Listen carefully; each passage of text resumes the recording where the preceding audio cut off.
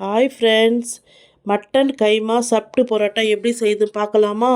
அதுக்கு தேவையான பொருள் வெங்காயம், பச்சை மிளகா, தக்காளி, கொத்தமல்லி தழை, இஞ்சி பூண்டு பேஸ்ட்டு, கரம் மசாலா, மிளகாத்தூள், மஞ்சத்தூள், உப்பு, மைதா மாவு பிணைஞ்சி ஊற வச்சுக்கணும்.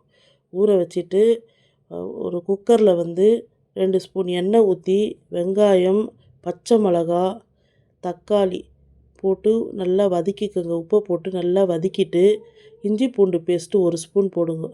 போட்டு அதையும் வதக்கிட்டு கைமா, கொத்தமல்லி தழை, மிளகாத்தூள், கரம் மசாலா, மஞ்சத்தூள் போட்டு நல்லா வதக்கிட்டு சிம்லேயே 2 விசில் விடுங்க. நல்லா கலக்கி விட்டு 2 விசில் விடுங்க. விட்டோன்னு நல்லா வெந்துடும். வெந்துட்டையும் முட்டை 2 முட்டை பெப்பர் தூள், உப்பு போட்டு நல்லா அடித்து வச்சுக்கோங்க. ஒரு உருண்டை மாவு எடுத்துகிட்டு மெலிசாக திரட்டிக்கோங்க. திரட்டிக்கிட்டு கல்லை நல்லா காய வச்சுட்டு 2 பக்கமும் கொஞ்சம் வெந்துட்டியும் உள்ளே கை மாவு வச்சுட்டு 4 பக்கமும் சுற்றி விட்டு முட்டை ஊற்றுங்க. முட்டை ஊற்றிட்டு எண்ணெய் சுற்றிலும் ஊற்றி விட்டு 4 பக்கமும் பெரட்டி விட்டிங்கனாக்கா சப்டு பரோட்டா ரெடி ஆகிடும். ரெடி சப்டு பரோட்டா.